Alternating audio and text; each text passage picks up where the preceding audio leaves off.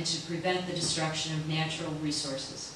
The Land Use Management Plan seeks to preserve a substantial portion of these features in the area through the maintenance of a continuous and primary environmental corridor. Both the DNR and the Nature Conservancy of Wisconsin do have acquisition areas that they have been purchasing lots in over the last 20 plus years. And once they've been acquired, then they can be placed into the C3 district in the public's interest.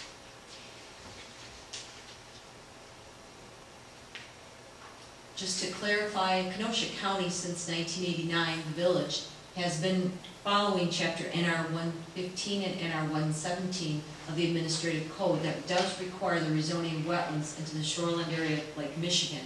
So we have been placing them into a shoreline jurisdictional district or a significant C1 district, but the higher, more protected district is the C3 district. The remaining lands within the proposed open space preservation area shall be preserved, and again, we have been working through the process. The properties that have been acquired by the DNR and the TNC in 2006 and 2007 have been marked with dots on this map, and we'll be showing you in more detail.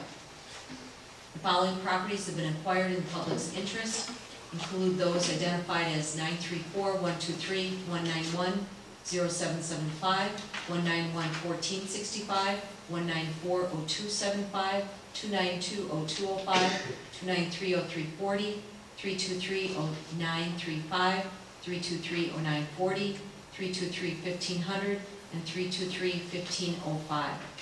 All of these properties will remain in the LUSA, which is the Limited Urban Service Overlay District, and any of the properties that were designated in the FPO Floodplain Overlay District will remain in that district. This is just a close-up of the properties. There's the first properties at the northeast corner of 93rd Street and 4th Avenue. It's being rezoned from C1 to C3. The next is generally located on the east side of 4th Avenue, south of 98th Street. It's proposed to go from the C1 to C3. The next property is on the east side of 4th Avenue, north of 102nd Street. It's proposed to be rezoned from R5 and C1 to the C3 district. The next property is located at the northwest corner of Lakeshore Drive and 106th Street. It's proposed to be rezoned from the R5 and C1 to the C3 district. The next property is at the northeast corner of 2nd Avenue and 115th Street. It will be rezoned from R5 to the to the C3 district. And the next properties are generally located at the northeast corner of 125th Street and 3rd Avenue. There are two properties at that location, and they would be moved from the C1 to the C3 district. And then the properties located at the south side of 127th Street, west of First Court, are proposed to be rezoned from the R5 to the C3 district. The Village Plan Commission recommends approval of all of these rezonings into the C3 district. Staff recommends approval. So moved to approve ordinance 0824. Second. Motion by Steve, second by Monica. Further discussion of these items? Hearing none, those in favor? Aye. Opposed? So carries. That brings us to item G, consider agreement for professional services. President, agreement was agreement here with JSD Professional Services to provide engineering services for public improvements, primarily sanitary sewer on the U-Line property.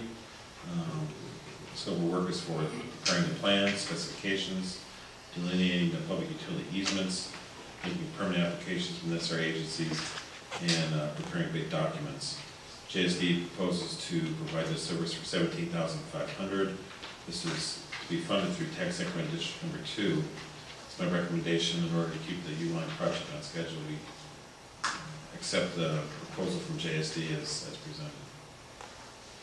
So moved. Second. Motion by Mike, second by Steve. For the discussion on this item. Hearing none, those in favor? Aye. Opposed? So carries. Brings us to item H, consider ordinance 08-25.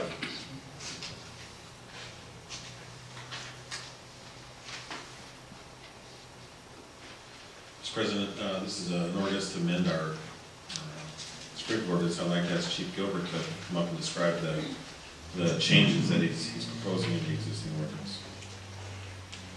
Again, I'm Paul Gilbert Jr., Chief of Fire and Rescue, and I'm at 8044 88th Avenue. What you have before you is our request to revise Village Ordinance 180 that pertains to the Fire and Rescue Department. The first change occurs in section 180.1 where we add a definition, and I'll talk about that in a few minutes. And then several changes within section 16, 180.16 as it regards to automatic fire sprinklers, fire suppression, fire alarms, and fire hydrants. The village board first adopted a comprehensive fire sprinkler ordinance in 1994. And the reason for that is the ordinance at that time was copied after what I refer to as the Greenfield model. The city of Greenfield adopted the first sprinkler ordinance in the state of Wisconsin in the mid-70s. And in 1994, we were realizing significant growth throughout the industrial park and outside of the industrial park. And many times we were challenged. And this way we were able to put our thoughts in print, and where we were then considered treating everybody as equal. Although we felt we were doing that, now we had an ordinance that we could hand out and say, this is what we want to do. The ordinance was revised in the year 2000, and we created a minimum threshold that any building 5,000 square feet or more, or having two or more than 2 stories, in other words, a 3-story building, would have to be sprinklered. There are communities that have a minimum square footage of less than 5,000 square feet within the state of Wisconsin, and in fact there are some communities in northern Illinois that have a 0 threshold, that if you build a building you're going to put fire sprinklers in it. We came up with the 5,000 square foot threshold in the year 2000 while working with our subcontractor, Fire Safety Consultants, and after we met with several fire sprinkler contractors here in southeast Wisconsin. Since the year 2000, when we revised the ordinance the last time, we've seen a number of buildings constructed up to 4,999 square feet. Well within the ordinance, we said 5,000, and that's what they did. They brought it right to the threshold. The typical buildings that were constructed were fast food restaurants, an animal clinic, a bank, and gasoline convenience service centers, stop and goes. The irony is that when one of those fast food restaurants came to the village, the plans that I took under my arm and carried to my office showed that the building was going to have fire sprinklers in it. And when I called the architect, I was told that the one in Pleasant Prairie is not going to have sprinklers in it, but this one was slated for another community just north of Milwaukee, and they required sprinklers.